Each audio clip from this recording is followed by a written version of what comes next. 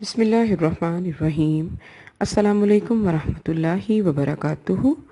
اللہم انی اسألک فعل الخیرات وترک المنکرات وحب المساکین وان تغفر لی وترحمنی واذا اردت فتنة فی قوم فتوفنی غیر مفتون واسألک حبک وحب من یحبک وحب عمل یقربنی الی حبک، آمین ثم آمین۔ الحمدللہ، اللہ کا بہت فضل، اللہ کا بہت احسان کہ اللہ نے مجھے آج پھر توفیق دی کہ قرآن کی بہت اہم سورۃ البقرہ، اس کی فضیلت میں آپ سے ڈیفائن کروں گی الحمدللہ۔ اور اس کے بعد سورۃ البقرہ میں جتنے اہم پوائنٹس اللہ تعالیٰ نے ہم سے ڈسکس کیے تو ان کے بارے میں آپ کو شارٹلی جو ہے وہ تھوڑا بہت بتاؤں گی، ٹھیک ہے۔ نبی اکرم صلی اللہ علیہ وسلم نے فرمایا کہ جس گھر میں سورۃ البقرہ پڑھی جائے شیطان اس گھر سے نکل جاتا ہے، مسلم کی حدیث ہے۔ پھر آپ صلی اللہ علیہ وسلم نے یہ فرمایا کہ الزہراوین، دو جگمگانے والی صورتیں یعنی کہ البقرہ اور آل عمران پڑھا کرو، قیامت کے دن وہ اس حال میں آئیں گی جیسے دو بادل، دو سائبان یا پرندوں کے دو جھنڈ، اور وہ اپنے پڑھنے والوں کی طرف سے مغفرت کے لیے جھگڑا کریں گی۔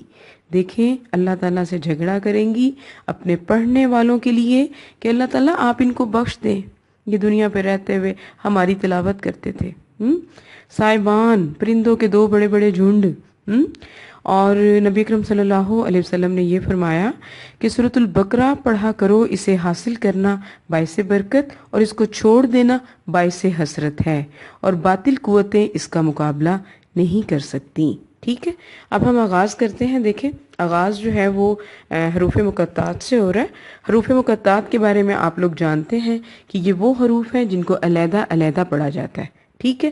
ان کے معنی کے بارے میں کوئی مستند روایت نہیں ہے۔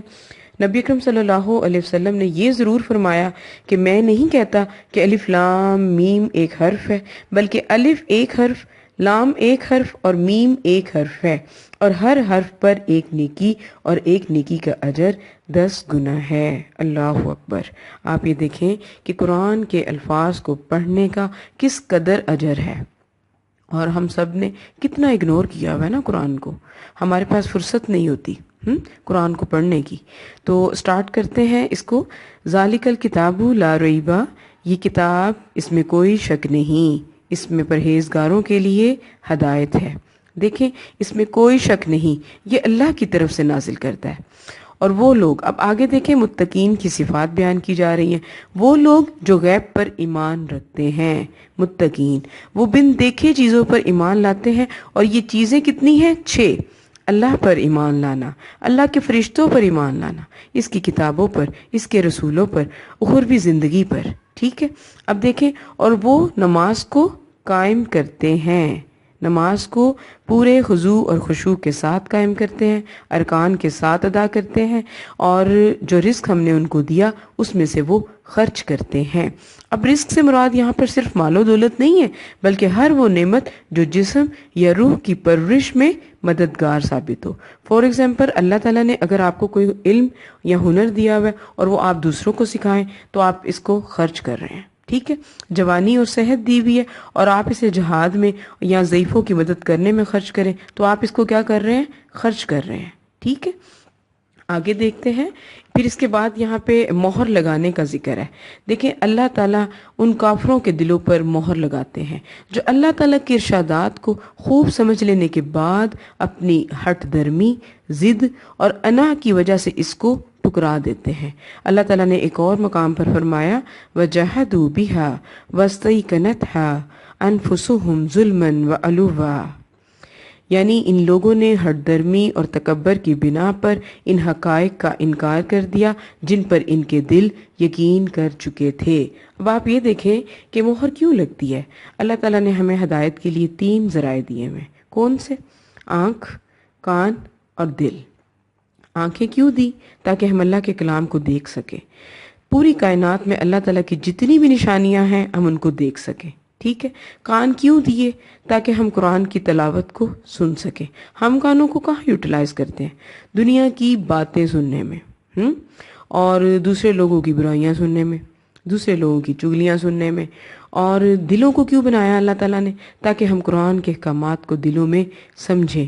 اور ہم دلوں کو کب یوٹیلائز کرتے ہیں؟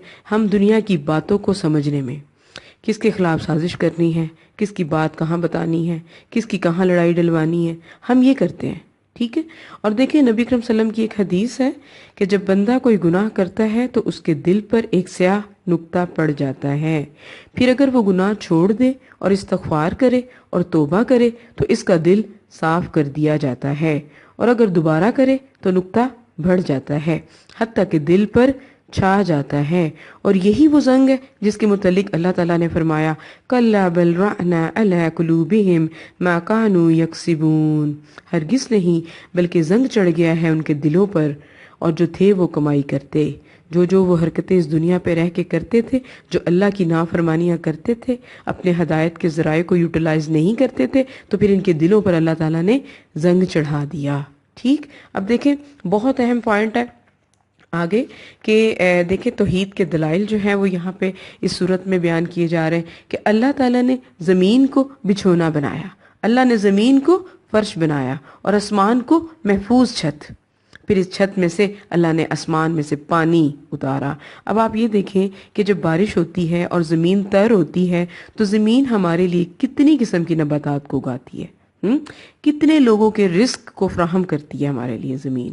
تو اللہ یہاں پہ فرما رہے ہیں فَلَا تَجْعَلُوا لِلَّهِ أَنْدَادًا وَأَنْتُمْ تَعْلَمُونَ، پھر تم دوسروں کو اللہ کا شریک نہ بناؤ اور یہ بات تم جانتے بھی ہو کہ اللہ صرف ایک ہی ہے اور مانگنا بھی اسی سے ہے، عبادت بھی اسی کی کرنی ہے، پھر اس کے ساتھ تم شریک نہ ٹھہراؤ دوسروں کو، ٹھیک ہے، یعنی کہ دوسرے معبود نہ بناؤ۔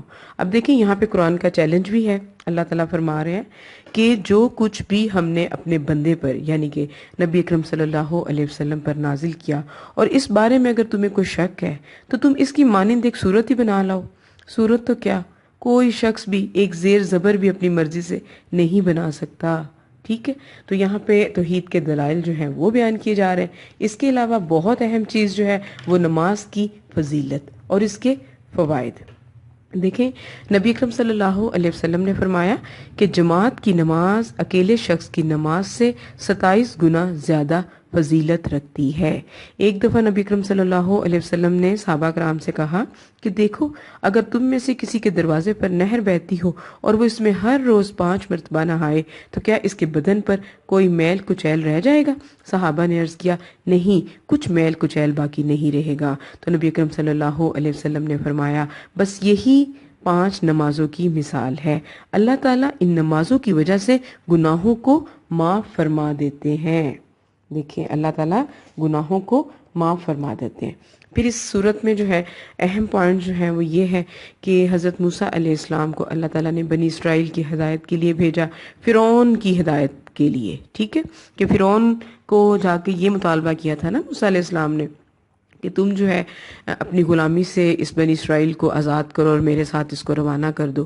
اور حضرت موسیٰ علیہ السلام کو کون کون سے معجزات عطا کیے گئے، پھر اس کے علاوہ حضرت عیسیٰ علیہ السلام کو کون کون سے معجزات عطا کیے گئے۔ اور ایک اور اہم چیز یہ کہ اللہ تعالیٰ نے یہاں پہ یہ فرمایا کہ وَاسْتَعِینُوا بِالصَّبْرِ وَالصَّلَاةِ، اور مدد چاہو تم صبر سے اور نماز سے۔ دیکھیں آپ کی میری ہم سب کی زندگیوں میں پریشانیوں اور مصیبتیں تو بہت زیادہ آتی ہیں۔ اب پریشانیوں اور مصیبتوں میں ہم لوگ کیا کرتے ہیں کہ ہم لوگ لوگوں سے ڈیفائن کرتے ہیں، اللہ کی طرف رجوع کرنے کی بجائے لوگوں سے ڈیفائن کرتے ہیں۔ اب لوگ کیا کرتے ہیں، اس بات کو ہوا دے کے اس کو زیادہ ایشو بنا دیتے ہیں، تو ہماری پریشانیاں کم تو نہ ہوئیں بلکہ تو اور بڑھ گئیں۔ اللہ فرما رہے ہیں کہ جب تمہیں کوئی پریشانی آئے، کوئی مصیبت آئے تو تم اللہ کی یاد میں اپنی طبیعت کو مصروف کر لو۔ اس کا کیا فائدہ ہوتا ہے؟ دیکھیں نا، پھر اس کا یہ فائدہ ہوتا ہے کہ ہم دوسری پریشانیوں سے بچ جاتے ہیں۔ پھر صبر کی بہت زیادہ تاکید کی گئی۔ اب فرعون کی قوم کی بھی جیسے میں نے ابھی آپ سے بات کی کہ انہوں نے بھی موسیٰ علیہ السلام سے بہت زیادہ مطالبات کیے، موسیٰ علیہ السلام کو بہت جھٹلایا، ٹھیک۔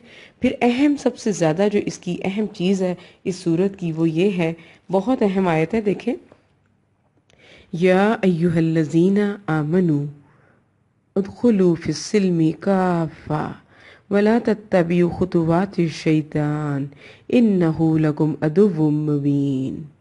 اے لوگو جو ایمان لائے ہو پورے کے پورے اسلام میں داخل ہو جاؤ اور شیطان کے قدموں کی پیروی نہ کرو کیونکہ وہ تمہارا کھلا دشمن ہے۔